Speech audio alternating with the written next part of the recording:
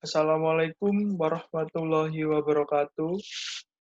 Perkenalkan, nama saya Amir Bahrudin Mahmud dari kelas 3 KBG 2 dengan nomor induk mahasiswa 1731310064. Pada kesempatan kali ini saya ingin mempresentasikan hasil laporan akhir saya yang mempunyai judul Perhitungan Ulang, Penjadwalan, dan RAB pada Proyek Pembangunan Gedung Pusat Riset dan Pengembangan Ilmu Universitas Jenderal Sudirman Purwokerto. Laporan akhir ini disusun sebagai syarat meraih gelar ahli madya teknik di Politeknik Negeri Malang. Latar belakang dari laporan akhir ini yaitu pembangunan Gedung Pusat Riset dan Pengembangan Ilmu Universitas Jenderal Sudirman berlokasi di Jalan Raya Profesor Dr. HR Bunyamin, Kecamatan Purwokerto Utara, Kabupaten Banyumas, merupakan sarana pendidikan bagi mahasiswa. Pembangunan gedung ini merupakan salah satu metode pembelajaran untuk mahasiswa demi menambah ilustrasi dalam bangku perkuliahan maupun praktikum. Gedung ini dibangun agar dapat membantu mahasiswa untuk meningkatkan cara belajar yang efektif dengan fasilitas yang lebih lengkap. Pada pembangunan proyek ini terdiri dari 3 lantai. Metode penjadwalan dan metode pelaksanaan yang diambil akan menentukan keefektifan waktu pelaksanaan yang digunakan kontraktor pelaksana. Dengan menyusun penjadwalan dan menyusun metode pelaksanaan yang baik, perencanaan anggaran biaya diharapkan akan lebih hemat. Selanjutnya yaitu rumusan masalah. Di sini ada 3 rumusan masalah yang saya ambil. Yang pertama yaitu bagaimana metode pelaksanaan pada proyek pembangunan Gedung Pusat Riset dan Pengembangan Ilmu Universitas Jenderal Sudirman. Dan yang kedua, berapa lama waktu yang diperlukan untuk proyek pembangunan Gedung Pusat Riset dan Pengembangan Ilmu Universitas Jenderal Sudirman. Dan yang ketiga, berapa rencana anggaran biaya pada proyek pembangunan Gedung Pusat Riset dan Pengembangan Ilmu Universitas Jenderal Sudirman. Selanjutnya, yaitu mengenai batasan masalah dalam laporan akhir saya. Di sini ada 5. Yang pertama, metode penjadwalan pada pekerjaan menggunakan metode PDM dengan bantuan aplikasi Microsoft Project 2013. Dan yang kedua, pembahasan metode pelaksanaan dan RAB meliputi 1. Pekerjaan persiapan, dan yang kedua, pekerjaan struktur. Batasan masalah yang ketiga, rencana anggaran biaya menggunakan harga satuan pekerjaan tahun 2019 Kabupaten Banyumas. Dan yang keempat, penyusunan RAB berdasarkan Permen PUPR nomor 28 tahun 2016. Dan yang terakhir, semua kondisi cuaca diasumsikan normal.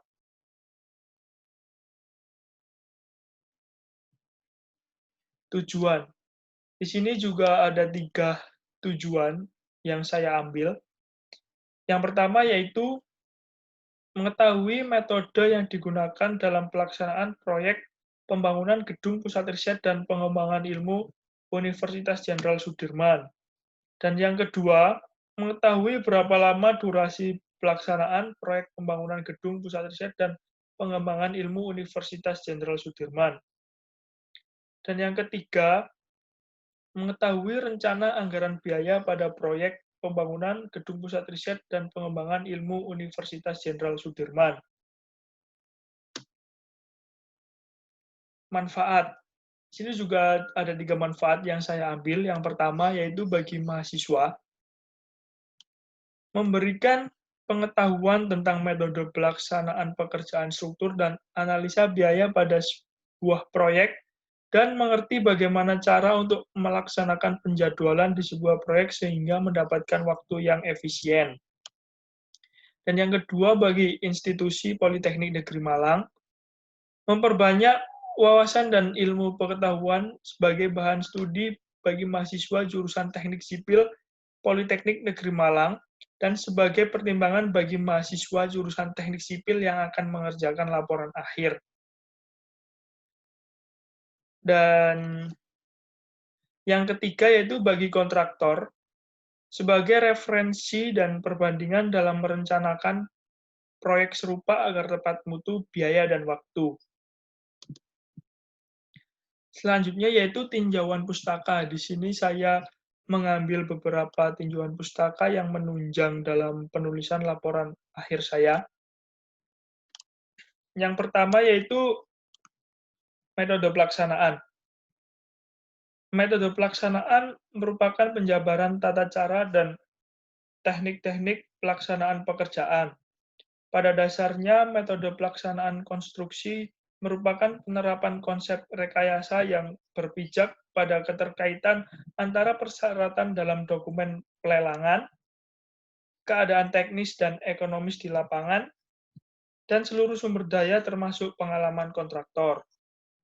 Dan selanjutnya yaitu mengenai penjadwalan proyek. Penjadwalan proyek merupakan pengalokasian waktu yang tersedia untuk melaksanakan masing-masing pekerjaan dalam rangka menyelesaikan suatu proyek hingga tercapai hasil optimal dengan mempertimbangkan keterbatasan-keterbatasan yang ada. Ini menurut Hussein. Dengan penjadwalan yang baik, aktivitas-aktivitas dalam sebuah proyek akan berjalan dengan lancar. Adapun manfaat penjadwalan proyek yaitu 1. Menunjukkan hubungan tiap kegiatan lainnya dan terhadap keseluruhan proyek. Kedua, mengidentifikasi hubungan yang harus didahulukan di antara kegiatan. Dan yang ketiga, menunjukkan lama waktu pekerjaan proyek. Yang selanjutnya yaitu mengenai rencana anggaran biaya.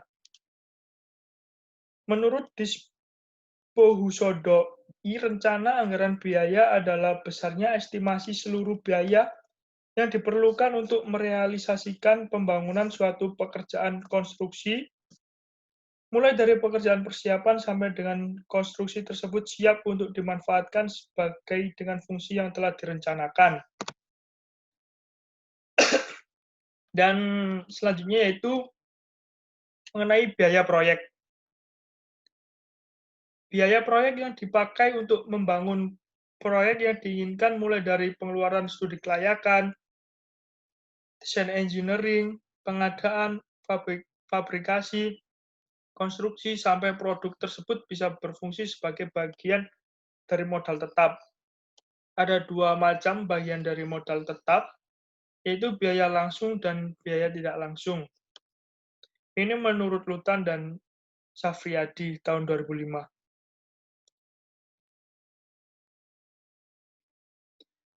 Selanjutnya yaitu mengenai metodologi penyusulan laporan akhir. Yang pertama yaitu start. Selanjutnya yang dilakukan penulis yaitu pengumpulan data. Data yang diperlukan antara lain yaitu gambar bestek, RKS, daftar harga material daerah setempat, dan daftar harga upah pekerja daerah proyek setempat, dan daftar koefisien pekerja. Ini mengacu ASPK Permen PUPR. Ya, selanjutnya yaitu menyusun WBS. WBS ini digunakan untuk melakukan breakdown atau memecah tiap proses pekerjaan menjadi lebih detail. Dan selanjutnya yaitu strategi dan metode. Penulis menentukan strategi dan metode yang paling efektif dalam laporan akhir ini. Setelah itu, melakukan penjadwalan dan jaringan kerja. Di sini dapat menentukan seberapa efisien proyek ini akan berjalan. Setelah itu selesai, melakukan rencana anggaran biaya. Jika rencana anggaran biaya memenuhi kriteria, dan selanjutnya yaitu berlanjut ke kurva S. Jika tidak memenuhi kriteria, akan berulang lagi melakukan penjadwalan. Selanjutnya yaitu gambaran umum proyek. Yang pertama, konsultan proyek ini yaitu PT Gatra Upanyasa Ripta. Nama gedung, Gedung Pusat Riset dan Pengembangan Ilmu Universitas Jenderal Sudirman.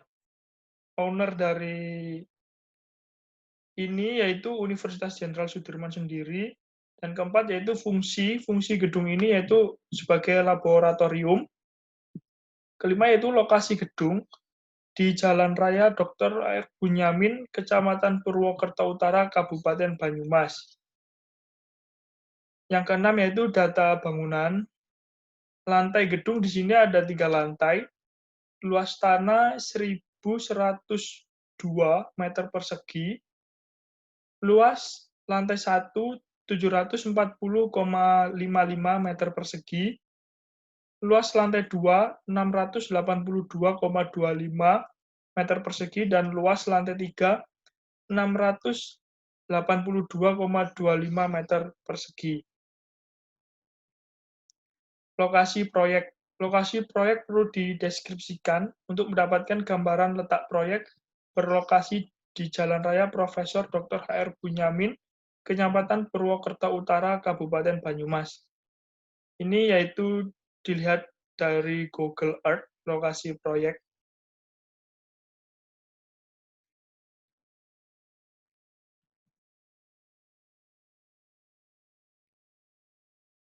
Setelah semua terkumpul, selanjutnya yaitu menyusun WBS. Yang pertama yaitu WBS pekerjaan persiapan yang ada di proyek ini, yaitu yang pertama membersihkan lahan, pembuatan kantor sementara, pembuatan pagar sementara, pembuatan gudang alat, dan boplang. Dan yang WBS selanjutnya yaitu pekerjaan struktur bawah, ada pekerjaan pancang pondasi mini pile, pekerjaan pile cap di situ ada galian pile cap, urukan pasir, lantai kerja, pembesian, backcasting, dan pengecoran. Dan dilanjutkan pekerjaan footplat. Ada galian footplat, urukan pasir, lantai kerja, pembesian, backcasting, dan pengecoran. Selanjutnya yaitu ada pekerjaan kolom, pembesian, backcasting, pengecoran, ada pekerjaan pasangan batu kali, dan dilanjutkan pekerjaan slope atau tie beam, sama, di situ ada pembesian, backcasting, dan pengecoran. Sini pekerjaan struktur atas, yaitu kita pilah-pilah menjadi setiap lantai. Dan lantai pertama yaitu ada pekerjaan kolom, balok, plat, dan tangga. Begitu seterusnya pada lantai 2 dan lantai 3. Dan yang terakhir yaitu ada atap. Di situ atap ada pemasangan kuda-kuda, gording, knob, usuk, dan reng. Dan yang terakhir yaitu genteng beton. Strategi pelaksanaan dalam penulisan akhir saya. Yang pertama, menggunakan metode kerja sesuai spesifikasi teknik. Dan yang kedua, menggunakan sumber daya manusia dan alat. Yang ketiga, memprioritaskan pekerjaan yang bersifat multifungsi. Di sini tujuannya agar waktu proyek pengerjaan dapat lebih cepat atau efisien. Dan menggunakan metode pelaksanaan bottom up, yaitu metode pelaksanaan dari bawah sampai ke atas. Selanjutnya yaitu sebelum menyusun penjadwalan, yang perlu pertama dilakukan yaitu perhitungan durasi. Saya ambil contoh di sini perhitungan durasi pada pekerjaan pasangan pondasi batu kali. Yang didapat volumenya yaitu 47,996 meter kubik. Koefisien yang didapat di ASP sama dengan 0,75 untuk tukang batu. Apabila direncanakan 12 orang tukang batu, maka durasi pekerjaan dapat dihitung sebagai berikut. Yang pertama yaitu menghitung produktivitas dari tukang batu dengan rumusan 1 per koefisien tukang batu dikali jumlah tukang. Di situ didapat 16 meter kubik per hari. Untuk durasi, rumusnya yaitu volume dibagi produktivitas. Di situ tadi untuk volume pekerjaan pasangan pondasi batu kali yaitu 47,996 dibagi dengan 16 produktivitas tukang. Didapat 3 hari. Jadi durasi pekerjaan pasangan batu kali apabila dengan direncanakan menggunakan 12 orang tukang batu akan dapat diselesaikan dalam durasi 3 hari. Setelah melakukan perhitungan durasi di setiap semua pekerjaan, metode penjadwalan yaitu ada 2. Yang pertama di sini adalah metode bar chart. Metode bar chart sendiri yaitu untuk ngontrol semua pekerjaan yang berjalan di setiap pekerjaan yang ada. Ini adalah metode bar chart dari laporan akhir saya. Dan yang kedua yaitu dengan metode PDM. Dari metode PDM ini saya menggunakan bantuan aplikasi Microsoft Project tahun 2013. Ini adalah bentuk not dari metode PDM. Di situ ada ES, EF, LS, dan LF. Dan ada durasi. Pengertian ES adalah waktu saat paling cepat kegiatan tersebut dilaksanakan, dan EF, waktu saat paling cepat kegiatan tersebut diselesaikan. Pengertian dari LS adalah saat paling lambat kegiatan tersebut dilaksanakan, dan LF adalah saat paling lambat kegiatan tersebut diselesaikan. Nah, di sini ada contoh kegiatan yang kritis dan non-kritis. Kegiatan yang berwarna merah ini adalah kegiatan kritis, di mana kegiatan kritis jika ES sama dengan LS dan EF sama dengan LF. Itu disebut kegiatan kritis. Dan yang non-kritis kebalikannya, yaitu jika ES tidak sama dengan LS dan EF begitu pun tidak sama dengan LF. Ini adalah contoh metode PDM pada pekerjaan kolom dan tangga lantai proyek pembangunan Gedung Pusat Riset dan Pengembangan Ilmu Universitas Jenderal Sudirman. Setelah melakukan penjadwalan,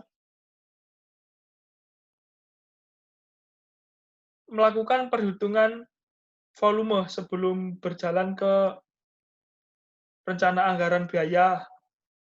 Contoh perhitungan volume dalam satuan meter kubik. Ini contoh yang saya ambil. Yang pertama yaitu perhitungan volume beton kolom tipe K2 di lantai 2. Di sini tinggi kolomnya yaitu 4,2 meter, panjang kolom 0,5 meter, lebarnya 0,5 meter, dan banyak kolom di lantai 2 tipe K2 yaitu 14. Volumenya yaitu 4,2 meter dikali 0,5 dikali 0,5 dikali jumlah kolom. Didapat 14,7 meter kubik. Jadi volume beton dari kolom tipe K2 lantai 2 adalah 14,7 meter kubik.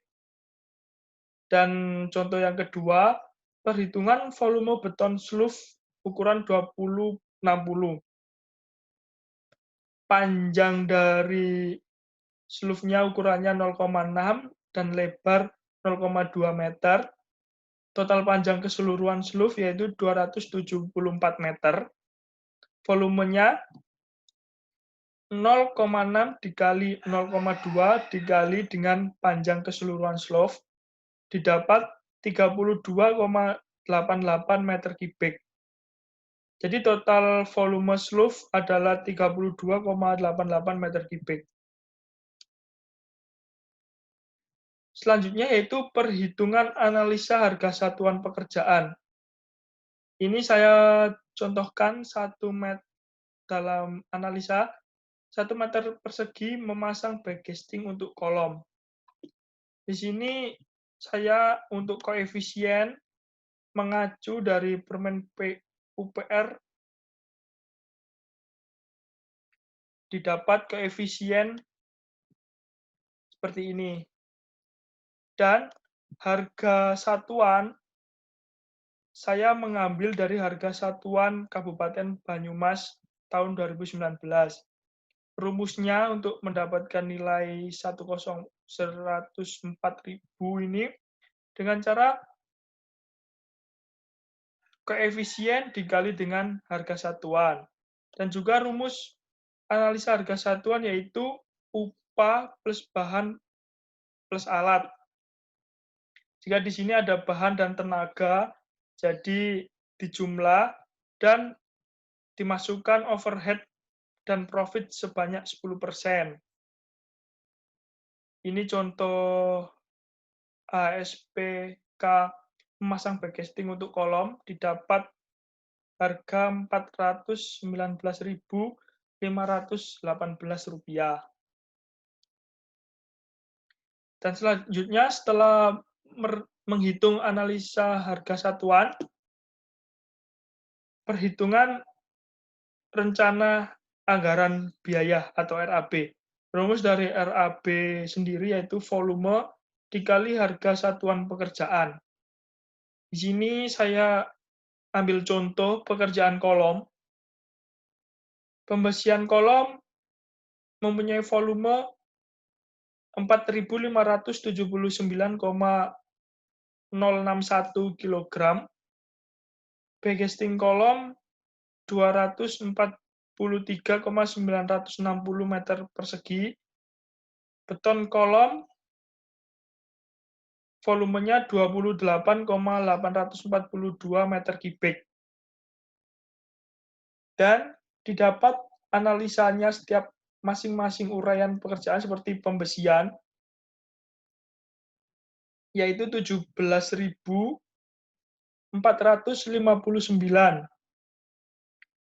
Backcasting kolom didapat 419.518 rupiah, dan beton kolom 1.075.373 rupiah. Rumusnya RAB yaitu volume dikali ASPK. Jadi total biaya dari pembesian kolom, ini volume kolom dikali ASPK mendapatkan nilai 79.946.399,576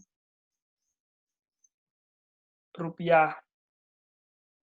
Dan seterusnya seperti itu. Setelah RAB kita telah hitung semuanya, kita melakukan rekapitulasi rencana anggaran biaya atau RRAB. Di sini kita mendapatkan di lantai 1, kita pisah-pisah setiap lantai. Di lantai 1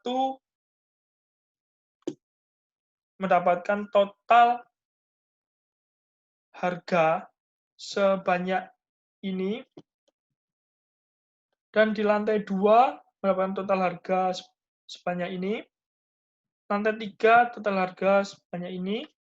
Dan pekerjaan atap mendapatkan total harga sebanyak ini. Total biaya keseluruhan yaitu 5.641.310,959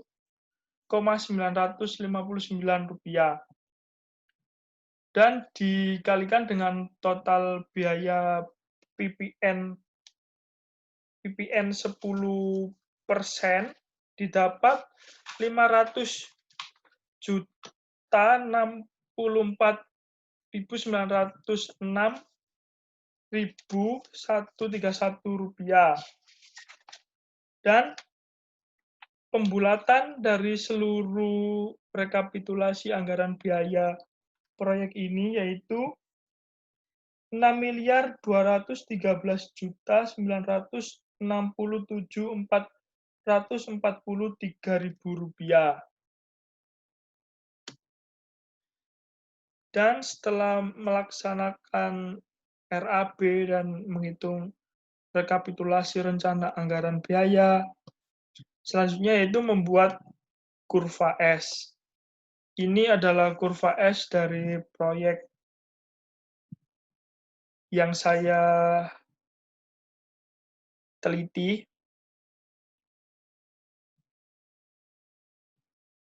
Setelah membuat kurva S, langkah terakhir yaitu kesimpulan. Di sini ada 3 kesimpulan yang dapat saya ambil. Yang pertama yaitu strategi pelaksanaan. Strategi pelaksanaan pembangunan dibagi menjadi 2 garis besar sesuai dengan urutan pekerjaan yang telah dilaksanakan, yaitu adalah pekerjaan persiapan dan pekerjaan struktur. Yang kedua yaitu durasi pengerjaan. Total lama durasi pengerjaan proyek adalah sebesar 140 hari kerja dengan Sabtu dihitung sebagai hari kerja. Dan yang ketiga yaitu rencana anggaran biaya. Total rencana anggaran biaya proyek yang didapatkan sebesar 6.213.967.443 rupiah. Sekian presentasi dari saya. Mohon maaf jika ada salah kata. Wassalamualaikum warahmatullahi wabarakatuh.